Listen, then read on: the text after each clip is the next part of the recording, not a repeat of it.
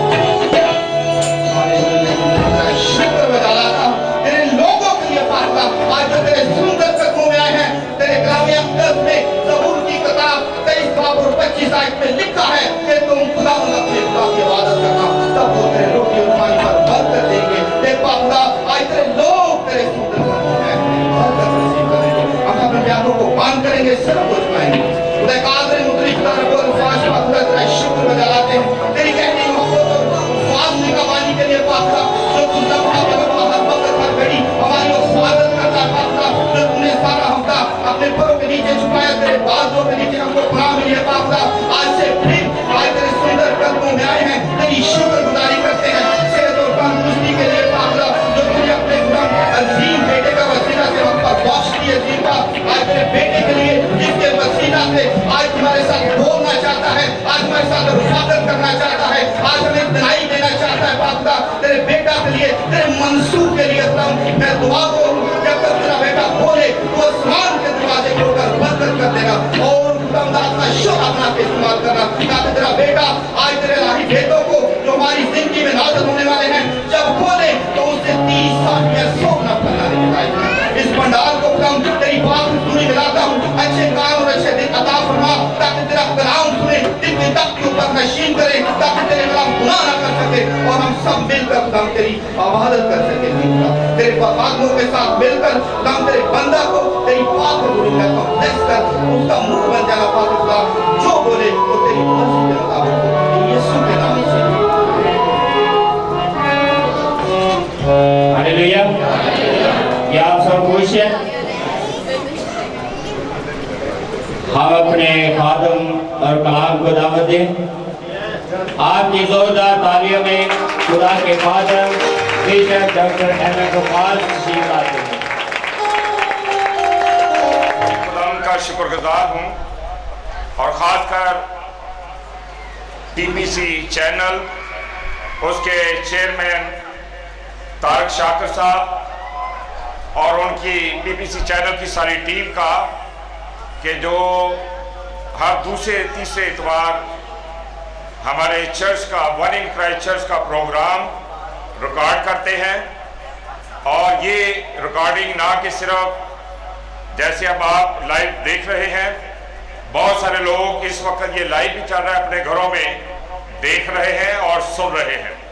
और पूरे पाकिस्तान में मुख्तलिफ जगहों पर, मुख्तलिफ ज़िलों में, शहरों में पीपीसी चैनल जो है वो अपनी खिदमत सर अंजाम दे रहा है।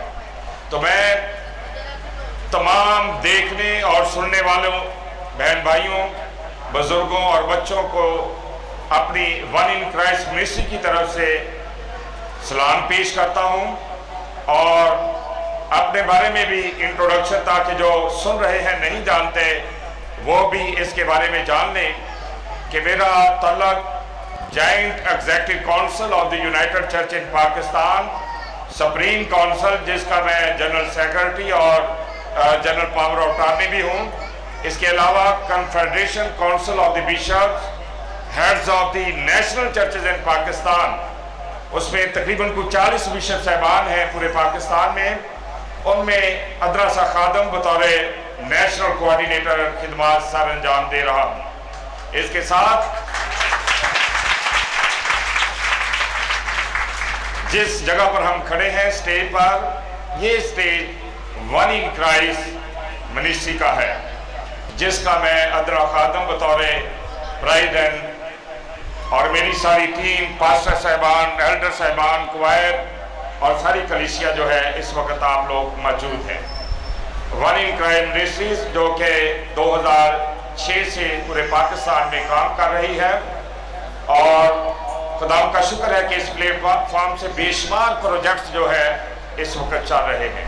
तो मैं आप सुनने और देखने वालों को जो है अपनी मिनिस्ट्री की तरफ से सलाम पेश करता हूँ, हमारी वन इन क्राइस्ट मिनिस्ट्री की तरफ से और मेरी बिशप डॉक्टर एम.ए. मुकास की तरफ से तमाम देखने और सुनने वालों को बहुत बहुत सलाम कबूल हो और आपकी सलामती हो।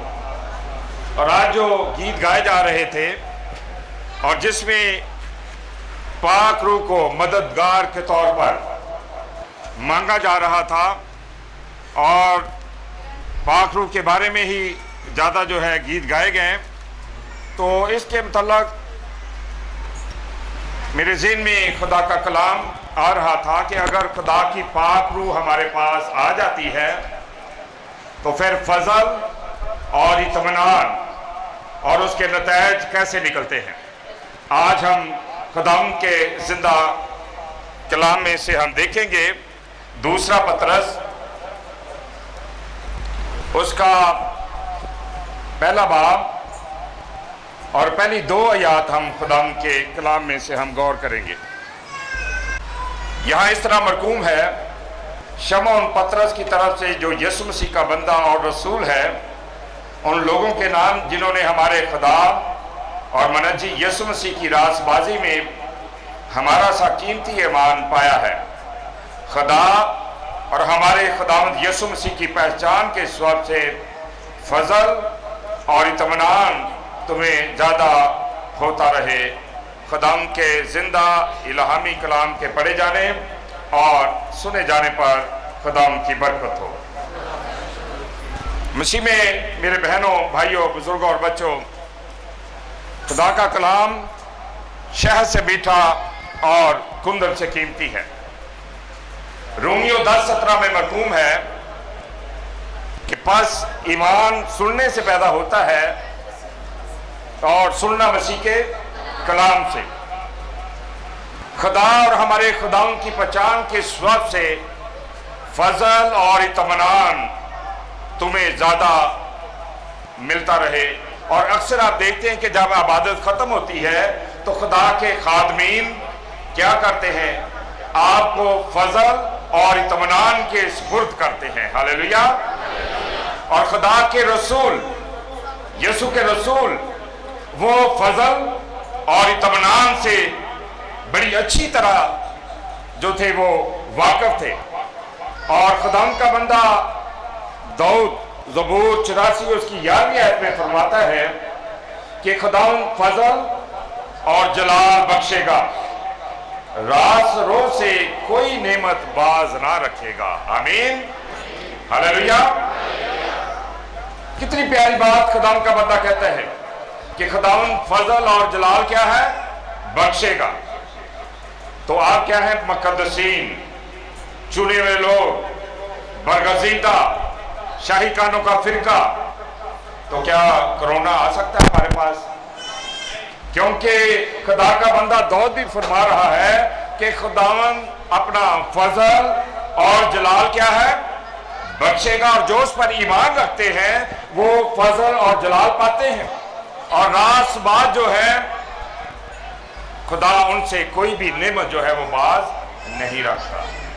और ये जो खुदा का कहर सो कर भड़का हुआ है, ये उन लोगों पर है जो उससे दूर। और इस वक्त आपको पता है कि मुल्क पाकिस्तान पर ये खुदाम का बड़ा फजल है, खुदाम का बड़ा रहम है कि कोरोना वायरस जैसी जो वबा है, इसकी वजह से अमवात बहुत कम हो रही हैं।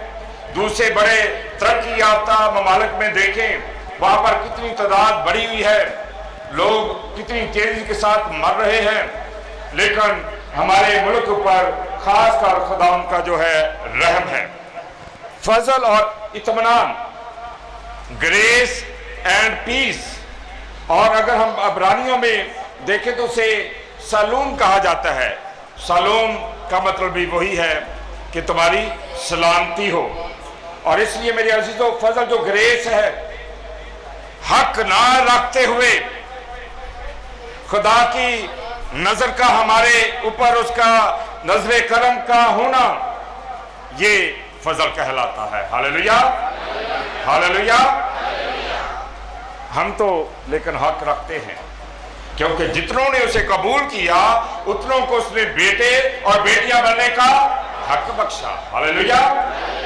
इसलिए हम तो हक रखते हैं, क्योंकि हमारा ईमान, हमारा अकीदा किस पर है? यीशु मसीह पर, जिसका फजल हमारे साथ है, जिसका इत्मीनान जो है वो हमारे साथ है।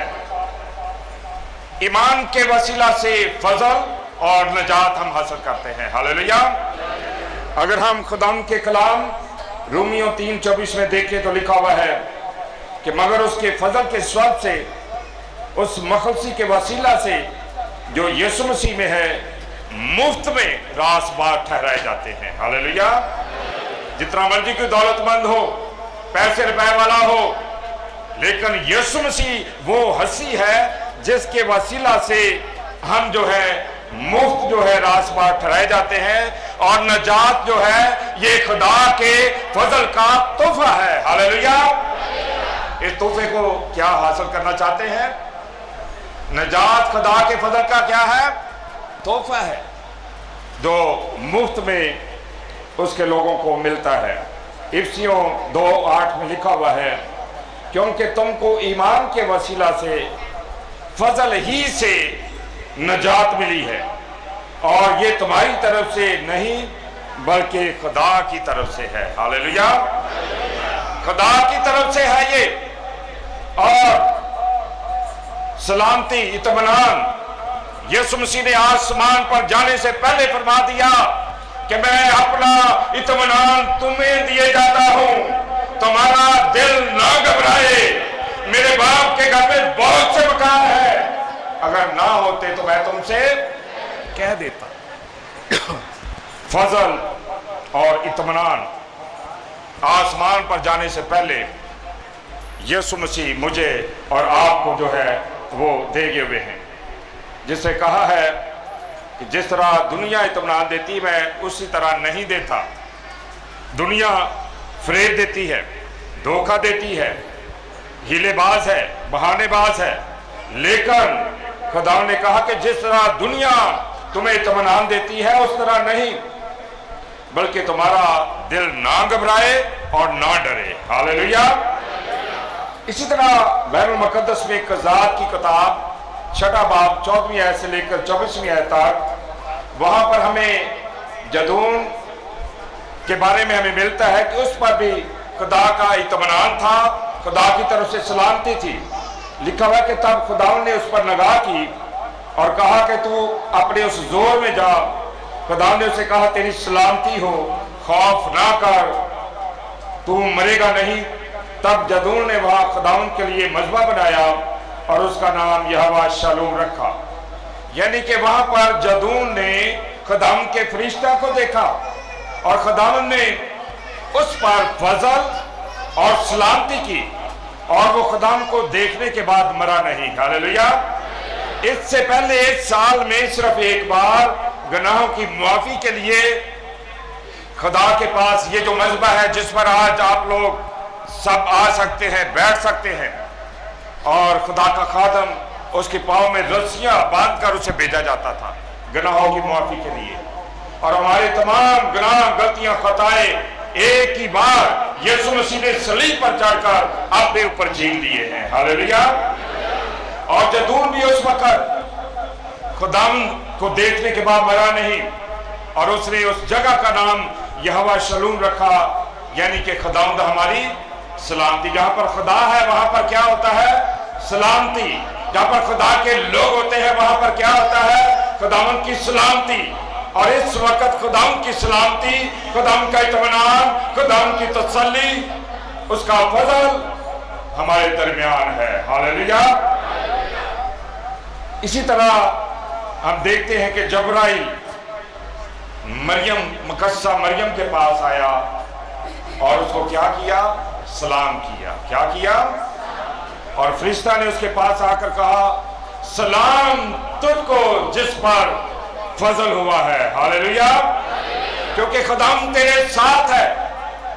اور بائبل المقدس ہمیں بتاتی ہے کہ وہ اس کلام سے گھبرا گئی اور سوچنے لگی کہ یہ کیسا سلام ہے، پر فرشتے نے اس سے کہا کہ اے مریم خوف نہ کر، کیونکہ خداوند کی طرف سے تجھ پر فضل ہوا ہے۔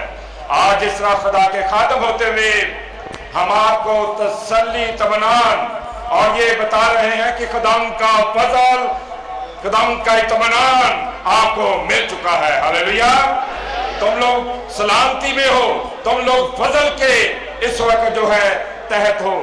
گویا میرے عزیزو، مریم فرشتہ کو دیکھ کر وہ نہیں مری، کیونکہ سلامتی، اطمینان کس کی طرف سے آیا؟ خدا کی طرف سے آیا۔ ہاللیلویا۔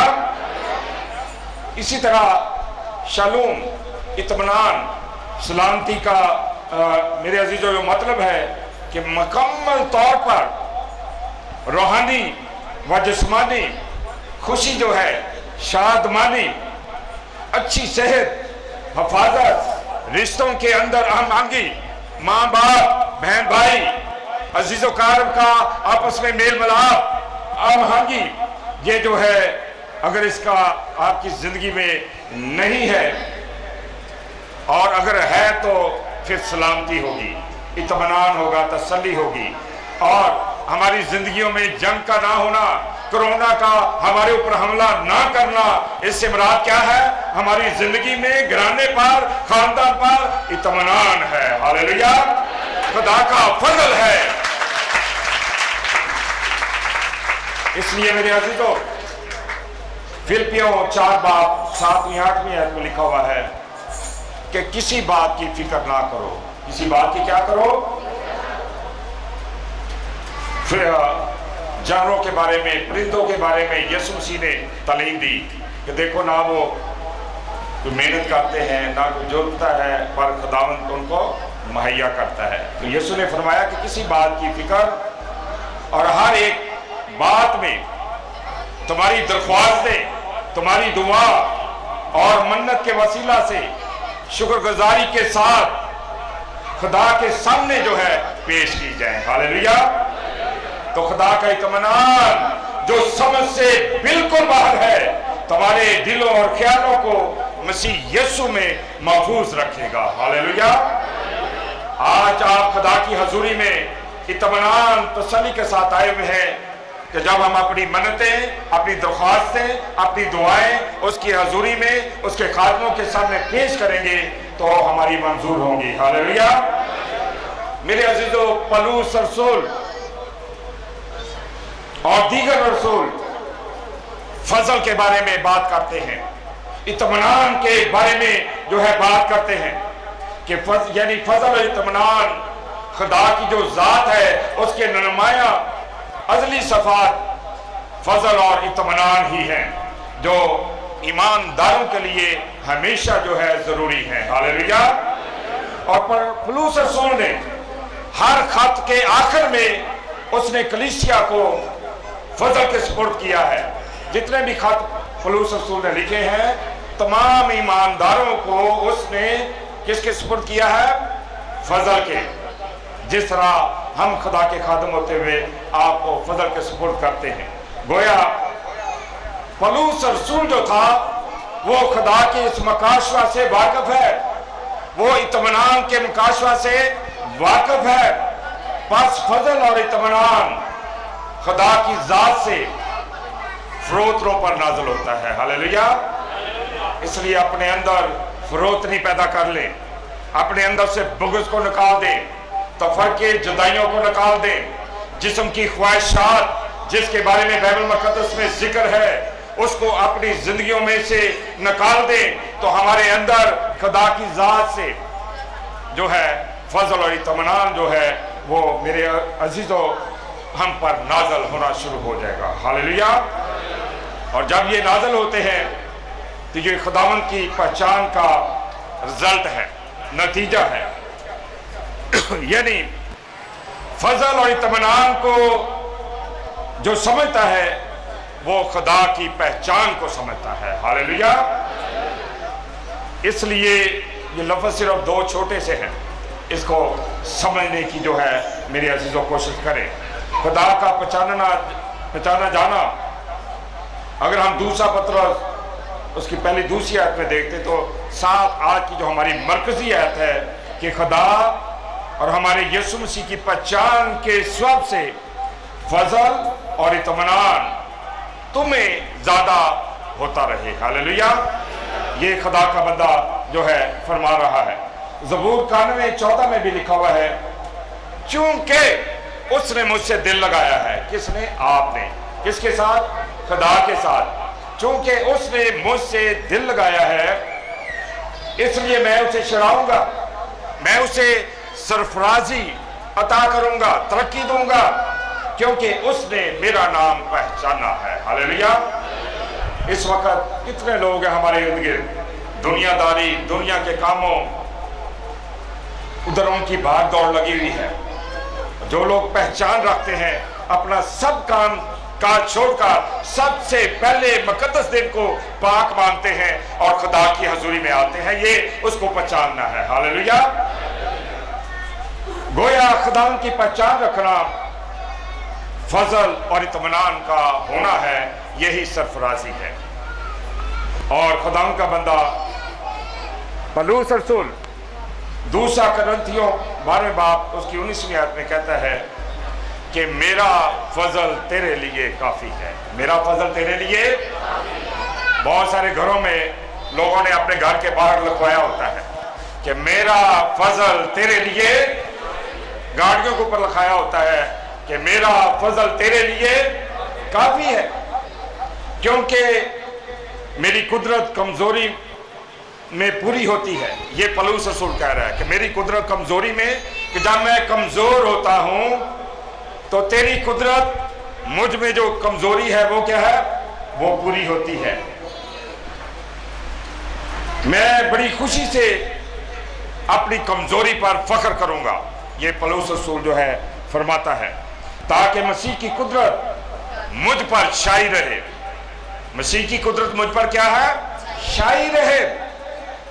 और फिर वो 10वीं आयत में कहता है, इसलिए मैं मसीह की खातर कमज़ोरी में, बेइज्जती में, इतिहास में, सताए जाने में, तंगी में खुश हूँ। हालेलुया। अगर आपके ऊपर भी कोई परेशानी आ जाए, दुख आ जाए, तो घबराना नहीं। जैसे वो ये टीवी में ही आजकल इश्तिहार चल रहा है कोरोना के बारे में। कोरोना से क्या है, घबराना नहीं, बल्कि क्या करना है, लड़ना है। तो हमने चाहे वक्ती तौर पर रोटी पानी की कमी हो जाए, लड़ाई झगड़ा हो सकता है और परेशानी आ जाती, तो उससे घबराना नहीं, बल्कि कदम के फजल और इत्मीनान के तहत रहते हुए उससे लड़ना है, उसे ख़त्म करना है अपनी ज़िंदगी में से, घर में से, अपने ख़ानदान में से। हालेलुया। क्योंकि खुदावंद का बंदा कहता है, क्योंकि जब मैं कमज़ोर होता हूँ उस वक़्त मैं ज़ोर आवर होता हूँ। हालेलुया। अगर बीमारी, परेशानी, कमज़ोरी आ जाए तो उससे घबराना नहीं है, बल्कि समझें कि वो ईमान में मजबूत होने के लिए खुदावंद की तरफ से वो वक्ती तौर पर आई है। और ज़ोर आवर होना फजल का ज़िंदगी में होना है। हालेलुया। और ये सिर्फ खुदावंद से मिलता है।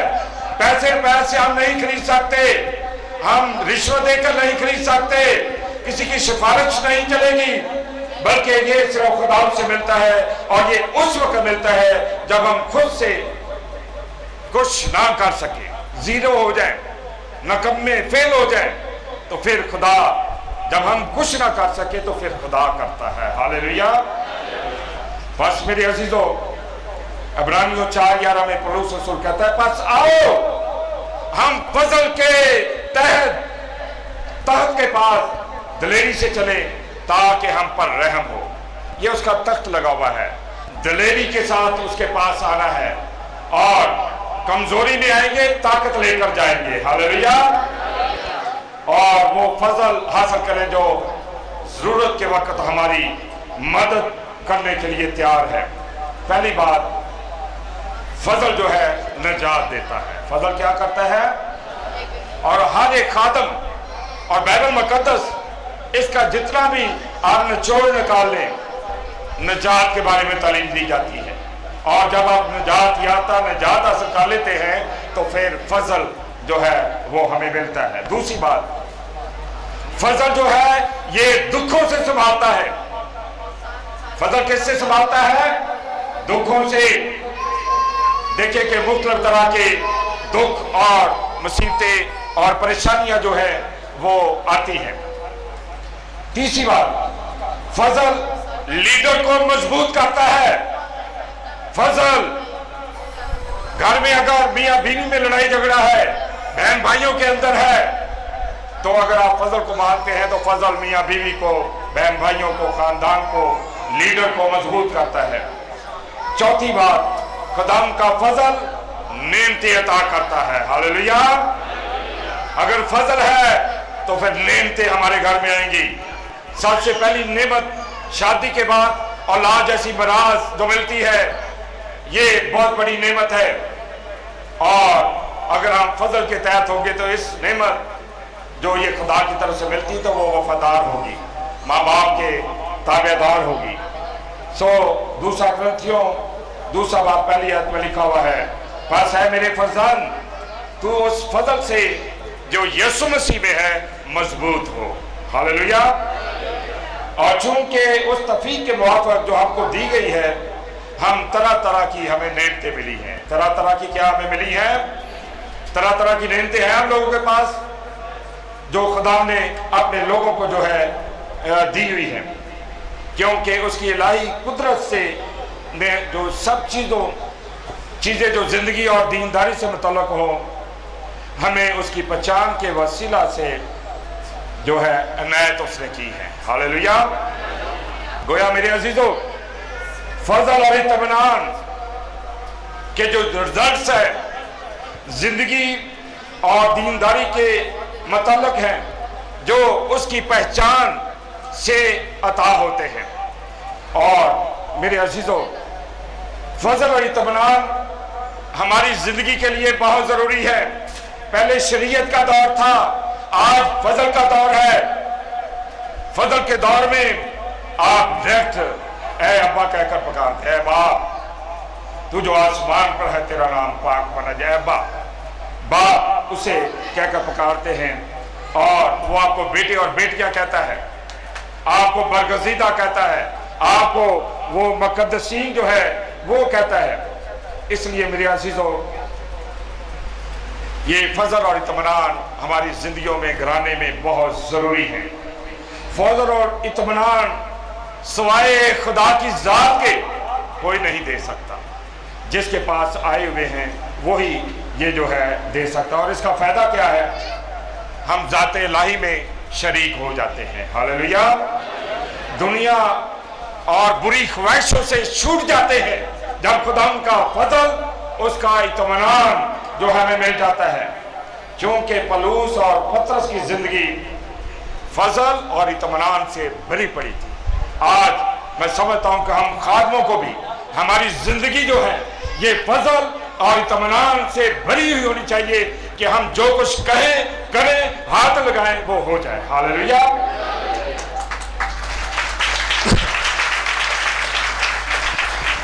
اس لیے میرے عزیزو، وہ فضل اور اطمینان کی تعلیم دیتے ہیں۔ آج میں بھی خدا کا خادم ہوتے ہوئے، کیونکہ آج روح القدس کے مددگار کے طور پر لینے کے لیے گیت گائے جا رہے تھے، جس کی وجہ سے میں آج اس کے اوپر زور دے رہا ہوں اور فضل اور اطمینان کی آپ کو تعلیم دے رہا ہوں۔ اور سلامتی خدا سے مانگتے ہیں۔ کس سے مانگتے ہیں؟ خدا سے مانگتے ہیں۔ فضل کو کلیسیا کے لیے ہم خدا سے مانگتے ہیں۔ کس سے مانگتے ہیں؟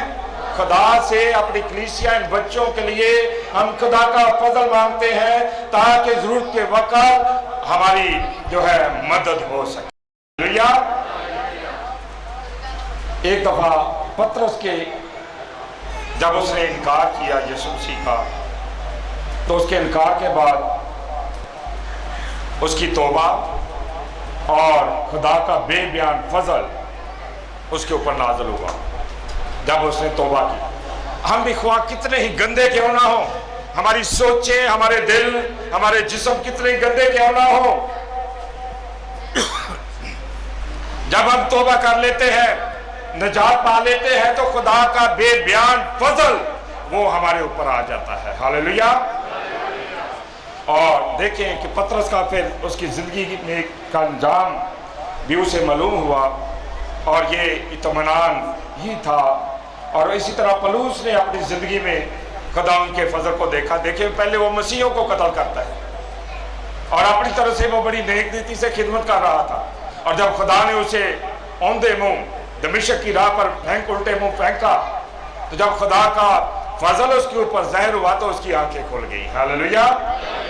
اور اس نے پھر خدا کے فضل کو دیکھا، اور اپنی کمزوری کی حالت میں، لیڈرشپ میں فضل اور اطمینان کی گہرائیوں کو اس نے دیکھا، اور اس نے بھی کلیسیا کو اپنے سب خطوں میں اس کی تعلیم دی۔ ہاللیلویا۔ اور اعمال 5 باب 31 آیت میں لکھا ہوا ہے کہ بس تمام یہودیہ اور گلیل اور سامریہ میں کلیسیا کو چین ہو گیا، اور اس کی ترقی ہوتی گئی، اور وہ خدا کے خوف اور روح القدس کی تسلی پر چلتی اور بڑھتی جاتی تھی۔ ہاللیلویا۔ اور میں سمجھتا ہوں کہ اس وقت ون ان کرائسٹ چرچ پر खुदा का फजल मौजूद है, खुदा उनका इत्मीनान मौजूद है। कितने लोग हैं जो ये ईमान रखते हैं कि खुदा का फजल और इत्मीनान हमारे साथ है। Hallelujah, hallelujah. क्यों है?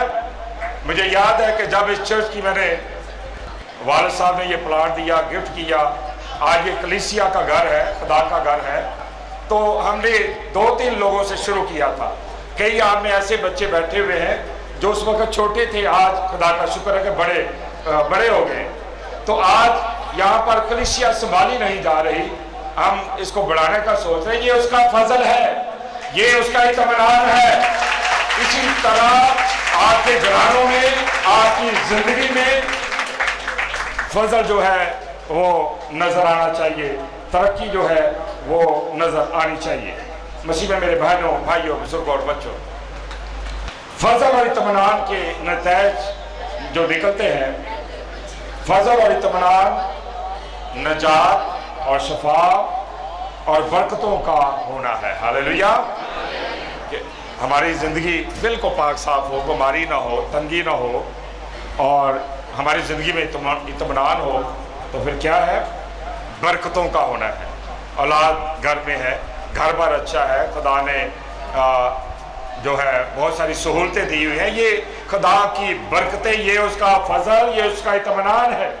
और खुदा और मसीह की पहचान का लेना है। ये मसीह की पहचान, खुदा का खादम होते हुए मैं तमाम बेटियों, बहनों और बुजुर्गों से गुजारिश करूंगा कि खुदा की पहचान अपनी ज़िंदगी में ले लें। उसकी पहचान होगी तो उसकी बरकतें आपको मिलेगी। दूसरी बात, दुखों में खड़ा होना और निकल जाना, फजल और इत्मीनान की पहचान को, गोया मसीह और खुदा की पहचान जो है दुखों में से, मुसीबतों में से निकलना। आप देखें मेरे ऊपर, बाकी लोगों को छोड़ दें, कितने बड़े बड़े पहाड़, मुसीबतों के दर्द, मुखालफत, मैं उसमें खड़ा रहा हूँ, कायम रहा हूँ। और खुदा का शुक्र है, खुदा की पहचान थी और खुदा का फजल और उसका इत्मीनान मेरे साथ है। हालेलुया। तीसरी बात, फजल और इत्मीनान से हम शैतान और दुनिया को जो आपके मुखालिफ होती है उसे शर्मिंदा कर देते हैं। Hallelujah, hallelujah. कलीसिया यानी मसीह के बदन की तरक्की जो है वो इत्मीनान और फजल से है। आज मेरा ईमान है कलीसिया और मसीह के बदन की ये जो चर्च की तरक्की हो रही है, ये इत्मीनान से है और फजल से है। पांचवी बात, फजल और ईमान की वजह से हम किसी चीज के मोहताज नहीं रहते। हालेलुया। फजल और इत्मीनान हमें यगानगत में रखते हैं, मेल मिलाप में रखते हैं, इकट्ठे होने में जो है रखते हैं। और उन सब के नाम रोमियो 1:7 में लिखा हुआ है, उन सब के नाम जो रोमा में खुदा के प्यारे हैं और मुकद्दस होने के लिए बुलाए गए हैं, हमारे बाप खुदा और खुदा यीशु मसीह की तरफ से तुम्हें फजल और इत्मीनान हासिल होता रहे। हालेलुया। और ये खुदा की और मसीह की पहचान का नतीजा है। और फजल और इत्मीनान मसीह की पहचान की दलील है। हालेलुया। आइए मेरे अजीजों, अपने घरानों, अपनी जिंदगियों को, अपनी कलीसियाओं को, उसके अंदर कलीसियाओं में फजल और इत्मीनान के मकाशफा को जो है हासिल करें। हालेलुया। और सिर्फ ये खुदा ही नाज़िल करता है। कौन नाज़िल करता है? खुदा ही नाज़िल करता है। और फरोख्ती करने से फजल आता है और शुक्रगुजारी करने से इत्मीनान आता है। हालेलुया। गोया मसीह की पहचान के लिए फजल और इत्मीनान मांगे ताकि खुदावंद और मसीह की पहचान, रूल कुद्दस जिसको आज हम मांग रहे थे, वो अता करे। हालेलुया। आए हम सब अपनी आंखों को बंद करें, उसके पाक रूल कुद्दस का शुक्र अदा करें, उसके फजल और इत्मीनान के लिए हम खुदा का शुक्र अदा करें। सब अपनी जगह पर खड़े हो जाए, खड़े होकर हम दुआ करेंगे। हालेलुया। खुदा तेरा शुक्र अदा करते हैं, खुदा तेरा शुक्र अदा करते हैं, आने का खुदा के आगे बंद हो जाए। Hallelujah, hallelujah. और अपना हाथ आसमान की तरफ उठाया और अपना बायां हाथ दिल पर रखिए। खुदा की पाक रूह यहाँ पर मौजूद है, उसका फजल और इत्मीनान जो है वो आपको छू रहा है, महसूस करना शुरू कर दें। हालेलुया। अपनी आवाज़ों को बुलंद करें, खुदा से मांगे कि ऐ खुदा तू अपना फजल अता कर ताकि मेरे घर में तसल्ली इत्मीनान हो, मेरी औलाद फरमाबरदार हो जाए। हालेलुया। अपनी आवाज़ों को आपने किसी इंसान के आगे नहीं बल्कि खुदा के आगे अपनी आवाज़ों को पेश करें। Hallelujah, hallelujah. खुदा तेरा शुक्र, खुदा तेरा शुक्र अदा करते हैं, खुदा तेरा शुक्र अदा करते हैं, खुदा तेरा शुक्र अदा करते हैं। ऐ खुदा तेरा शुक्र हो। Hallelujah, hallelujah. अपनी आवाज़ें खुदा के हुजूर पेश करें, किसी इंसान के आगे नहीं। और आज ही आप अपना मौजज़ा पा कर जाएंगे, अपने घर को इत्मीनान लेकर जाएंगे, अपने घर को अपना फजल खुदा का वो लेकर जाएंगे। आपकी जिंदगियों में, घर और घराने में आपको सुकून नजर आएगा, आपको इत्मीनान नजर आएगा। हालेलुया। खुदा हमारे बुजुर्ग जिंदा आसमानी बाप, मैं तेरा खादम होते हुए वन इन क्राइस्ट चर्च के तमाम खादमों के लिए, सारे एल्डर्स के लिए, सारे बजाने और गाने वालों के लिए, अपनी कलीसिया के एक एक फर्द के लिए तेरा फजल और तेरा इत्मीनान मांगता है जो मुफ्त में मिलता है। खुदा तो अपने बच्चों पर अपना फजल और इत्मीनान अता फरमा ताकि इनके घर और घरानों में सुकून, तसल्ली रहे और प्यार और मोहब्बत और यगानगत रहे और तेरे नाम को इज्जत और जलाल मिले। ऐ जलाल भरे खुदावन, आज के कलाम के लिए तेरा शुक्र अदा करता हूँ। फिर तेरे हुजूर मैं पीपीसी चैनल, उसके चेयरमैन तारक शाकर, उसकी सारी टीम के लिए बरकत और सलामती की दुआ मांगता हूँ, जिनके वसीला से खुदा फेसबुक के जरिया से, चैनल के जरिया से, यूट्यूब के जरिया से खुदा तेरे लोग तेरे कलाम को सुनते हैं, तौबा करते हैं, निजात पाते हैं, जिंदगी पाते हैं, सेहत पाते हैं। ऐ खुदा तू वन इन क्राइस्ट की सारी कलीसिया को, खानदान को बड़ी बरकत अता कर। हमारी इस मिन्नत को, फरियाद को, दुआ को आसमान पर अपने हुजूर में कबूल फरमा, मसीह यीशु के नाम से मांगते हैं, आमीन। कलाम में लिखा हुआ है, दिया करो ताकि तुम्हें भी दिया जाए। भाई साजिद के साथ मिलकर हम खुदा की प्रेज़ेंस में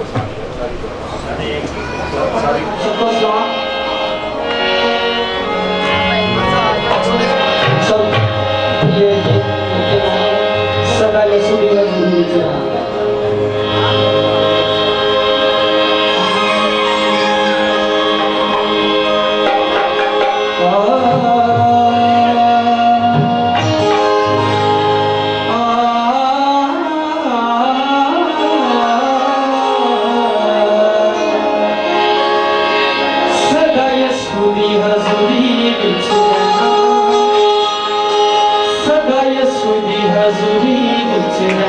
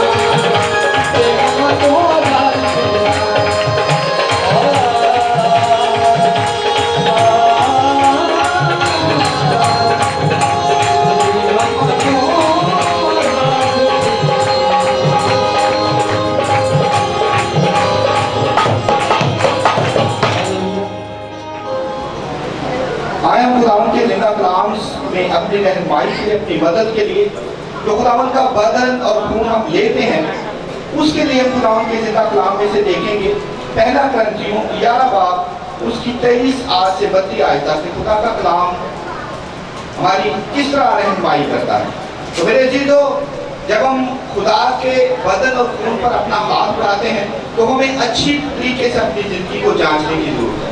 تو یہاں کچھ یوں مرقوم ہے، کیونکہ یہ بات مجھے خداوند سے پہنچی اور میں نے تجھ کو بھی پہنچا دی کہ خداوند یسوع مسیح جس رات کو وہ پکڑوایا گیا روٹی لی اور شکر کر کے توڑی اور کہا کہ یہ میرا بدن ہے جو تمہارے لیے ہے، میری یادگیری کے واسطے یہی کیا کرو۔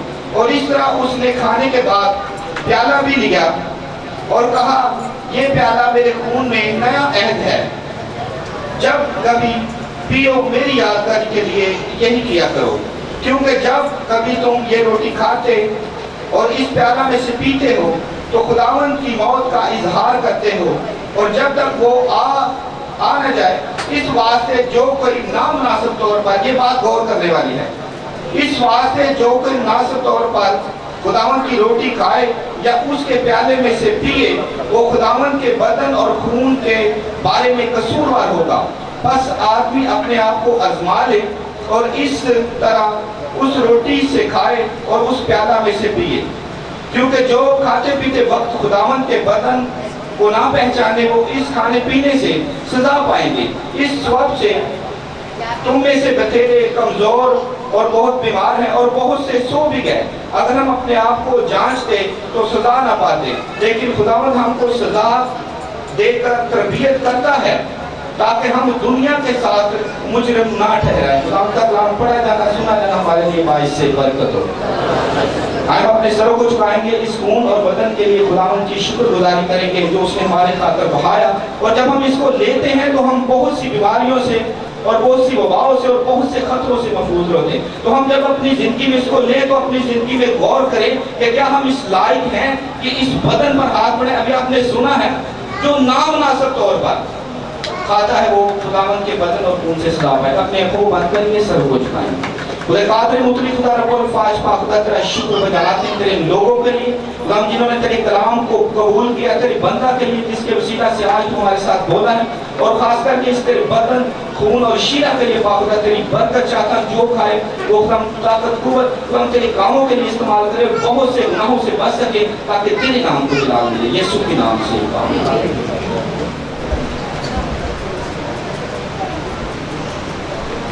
खुदा में हमारे बुजुर्ग जिंदा आसमानी बाप, तेरा खादम होते हुए इस बच्चे को खुदा बाप, खुदा बेटे, खुदा पाक रूह के नाम में मसा और मखसूस करता हूँ। जिस तरह खून और गोश्त में पड़े उसी तरह तेरी पाक पहचान में करता है। इस बच्चे के माँ बाप के लिए, नानी नाना, दादी दादा, बहन भाइयों, ख़ानदान के लिए भी बरकत और सलामती की दुआ मांगता हूँ। जिस तरह यीशु बाप जब 8 दिन का हुआ तो तुझे हैकल में लेकर गई ताकि तेरे लिए बरकत मांगी जाए, उसी तरह तेरा खादम होते हुए जो बच्चे इस बच्चे को लेकर आए हैं तेरे हुजूर, तेरे खादम ने अपनी गोद में लिया है, इसे ब्लेस कर, और जिस तरह ये खून और गोश्त में बड़े तेरी पाक पहचान में बढ़ता जाए और तेरे नाम को इज़्ज़त और जलाल देने वाला बने। मसीह यीशु के नाम से मांगते हैं, आमीन। खुदा बाप, खुदा बेटे, खुदा पाक। सो इसी तरह अब जो है दुआएं गीत गाएगी और ईद के दरमियान जो है पारी सब आप पढ़ सकते हैं। बुजुर्ग खातन बरकत हुसैन पाशा आरिफ साहब,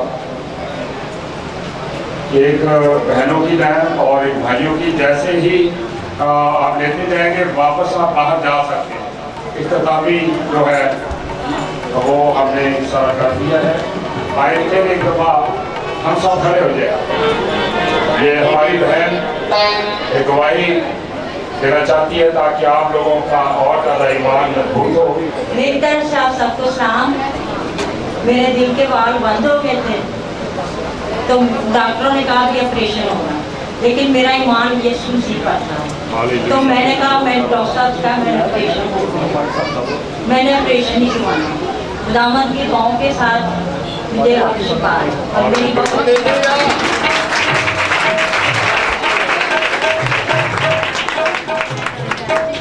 और मेरी बेटी का भी डॉक्टर कैसल ने कहा ऑपरेशन, मैंने कहा इसका भी ऑपरेशन होगा। और मेरे कामरान बेटे को नाम ने कारोबार जैसी बरकत दी और गाड़ी जैसी नाम का शुक्र करती हूँ। अपने मास्टर को खास के लिए मैं बरकत करती हूँ, मुझे बड़ी बरकत ना हो।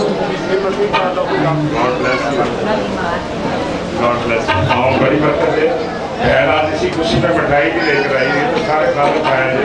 उसमें हमारे बुजुर्ग से आसमानी बाप आज की सारी इबादत के लिए, सारी प्रेशियस कलाम के लिए और सारे खादमों के लिए, साज बजाने वालों के लिए, गानों वालों के लिए, शायर बानी की सारी रस्म के लिए, जितने लोग ये हासिल करेंगे जिनके लिए बरकत, इत्मीनान और तसल्ली चाहते हैं, तेरा फजल, तेरा रहम मांग लेते हैं।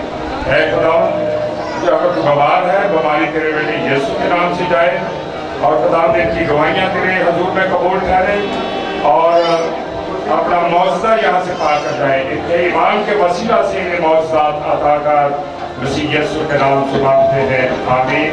हम सब अपने हाथ आसमान की तरफ उठाएं और वही दुआ करें जो यीशु मसीह ने हमें सिखाई है।